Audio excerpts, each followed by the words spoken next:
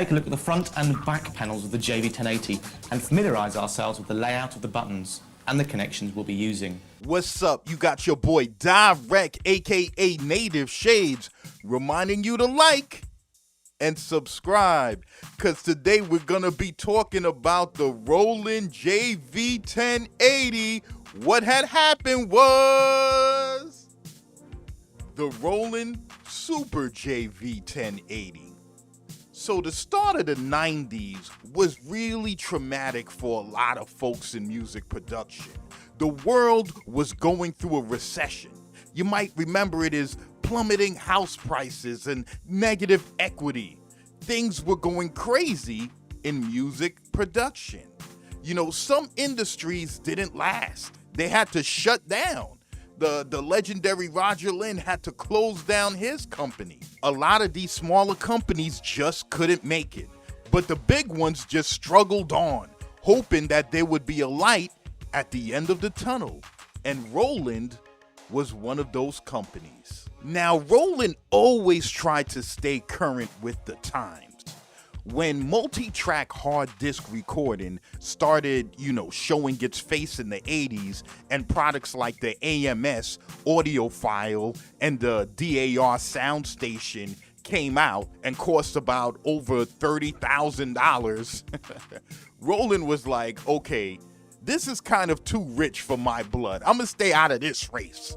Those products was basically Pro Tools before Pro Tools. It's kind of like that rich girl you used to date like 3 years ago. You know, the one that was too rich for your blood, so you was just like, this girl is too much maintenance, so I'll just leave her alone. But it's kind of weird how women, they could just call you out of the blue. If they look good. It could be 3 years later and they can call you out of the blue like, ring. You pick up and it's like, yeah, hey, Tony. And you're like, Angela? And she'll be like, yeah, Tony, yeah, I need you to come with me to the airport. Yeah, I need to go to Amsterdam to buy some new shoes. And you're like, Angela, I haven't heard from you in 3 years. And she's like, are you coming or not? And you're like, yeah, just let me get my coat. But let that be the other way around, and you try to dial her number after 3 years, you'll be like, ring. She'll be like, hello. You'll be like, hey, Angela, it's Tony from 3 years ago. She'll be like, who did you kill to get my phone number?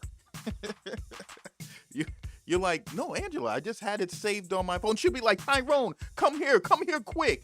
This asshole's harassing me on the phone. Call the police. ROLAND did try to compete, releasing their DM80 multi-track hard disk recorder. They came in two versions, a 4-track and an 8-track, but it didn't do so well because, they had too many menus and the menus were slow. They didn't offer a wave display, and they didn't have any video output for like an external monitor or anything like that. So not a lot of folks jumped on it. But in actuality, the issues that the DM80 had actually gave birth to ROLAND going really hard towards the synthesizer route, thus introducing the JV series. You had products like the JV80, a 28-voice synthesizer that lets you combine up to 4 unique tones for each voice. Or even its little brother, the JV30, that had 24 voices and could only release about 1 tone per voice. But these two synths was just the beginning. ROLAND dipped into their rack mount bag and released their JV880, which was a rack mount version of the JV80 keyboard. And give it some time, and ROLAND then released the next superior version of this joint, which was the JD990, which to its date was ROLAND's best synthesizer sound module ever created. ROLAND was doing its thing. ROLAND was in the zone. But ROLAND the next year in 1994 dropped what was probably their greatest synthesizer sound module ever. And that was the ROLAND JV1080. You're getting 64 voice polyphony, 16-part multi-timbral, 4 tones per voice. You're getting an internal wave memory of 448 waveforms, rather than the 100 and something waveforms the other Romplers had. You're getting multiple tone structures, ring modulators, 40 insert effects, 6 outputs, and space for no fewer than 4 expansion boards. This introduced the new boost facility that generated overdrive, clipping, and distortion for a range of more aggressive timbres that would normally be associated with Roland's digital synths. This synthesizer was exactly to Roland what the future looked like. Roland was so psyched about the JV1080 that in the facility, they actually made a special team for the JV1080. They called them the producer team. Like this is literally a team that Roland did in the facility. The team was separate from everyone else in the company, meaning the team had access to machines the other guys didn't have access to. They had access to rooms and computers and funding the other employees could never touch. The producer team went by their own rules and their own laws. It's kind of like being a hall monitor in grade school. You know, you've been assigned a hall monitor, so you're just like the other students and everything like that, but you kind of have a authority position since you're now a hall monitor. So, you know, you're over there patrolling the hallways, and, you know, some kids in the younger grades that you know see you and like, oh, hey, David, what's going on? And you're like, yeah, just line up to the corner in an orderly fashion. And they're like, oh, what's up, David? Everything all right? And you're like, line up to the corner in an orderly fashion. I'm the hall monitor. And they're like, oh, wow, okay, Dave, we'll line up. And it gets to a point where, you know, as a hall monitor, you get certain privileges. You get to come to class late. You know what I'm saying? You get to get up and leave anytime you want. Just walk out and go to the bathroom without asking. And all the kids is looking at you like, you know what? David's a dirty hall monitor. But even though some may not have liked the producer team, they did produce for Roland what some might consider probably their greatest synthesizer ever. So the workflow of the JV1080 is like this. If you connect like a keyboard to it, you know, a MIDI keyboard or something to it, and you want to listen to the patches, just press the patch button and it'll take you to the patch play screen. And there's 4 banks, A, B, C, and D. So each bank has 128 patches. And you have one user bank to save your own patches if you want to. All you have to do now is just scroll the dial knob and just go through the patches. And whatever sound you like, start playing away.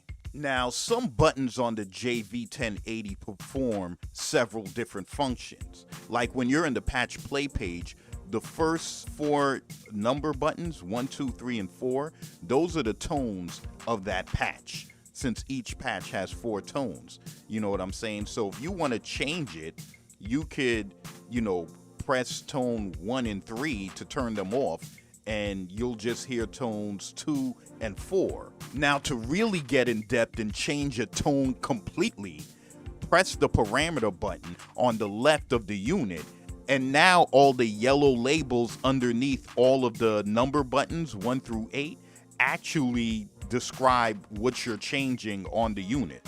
So if you press the number 5 button, which says the LFO, now you can manipulate the LFO of that actual tone.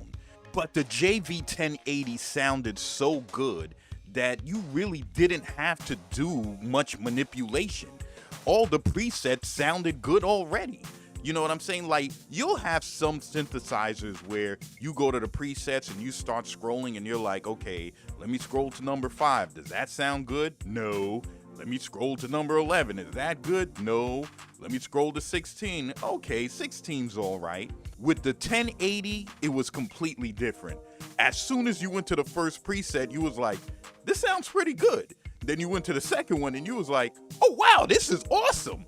Then you went to the third one and you're like, yo, we need to use this on the album right now. And you'd be surprised, a lot of engineers didn't really understand synthesis anyway. You know what I'm saying? They just wanted a good sound. They just wanted good presets. And that's what the JV1080 provided. A lot of musicians use the JV1080. Cats like Depeche Mode use the JV1080. Faithless and their hit Insomnia used the JV1080. It was used in video games like SimCity and shows like Who Wants to Be a Millionaire? Now, this was an extremely successful product for Roland. It actually sparked an exchange program with students from Japan and Spain where they would exchange MIDI tracks. So, you know, what would happen was the Japanese kids would create musical pieces through MIDI and send it all the way to Spain. And the kids in Spain would receive it and see the Japanese kids' musical taste. And they would then rearrange the MIDI and send it back to the kids in Japan to show them what they would do with it. This was an actual program Roland set forth because of all the popularity and excitement around products like the 1080. Luckily, they didn't send it to American kids. If them Japanese kids send the American kids MIDI, forget about it. The American kids would start doing crazy things like slowing it down and reversing it, and then put verses from rappers like 50 Cent and Paul Wall to start spitting on it and send it back to the Japanese cats like, yeah, what do you think of this? And when the Japanese cats rearrange it to show them their version, the American kids would sue them for copyright infringement. Now, when the JV1080 came out, it was about $1,230, which was a really good price for this unit. I mean, it gave you so much more. I really didn't hear too much bad things about the 1080. The only thing was it kind of got out of style and it kind of phased out due to the impact of VSTs when they first came out. You know, people was now using plugins and they weren't really dealing too hard with rack modules and stuff. But just like everything, it boomeranged back around. And now you see the 1080 being used a lot like it was in the past. People are just loving the sound. It's being used on TV commercials, cartoons, video games. That 90s sound was really special to a whole generation of people. And the 1080, the JV 1080, it wears it well. So that's the JV 1080. What had happened was... So this is your boy Dyreck, aka Native Shades, reminding you to like and subscribe. And I'm signing off.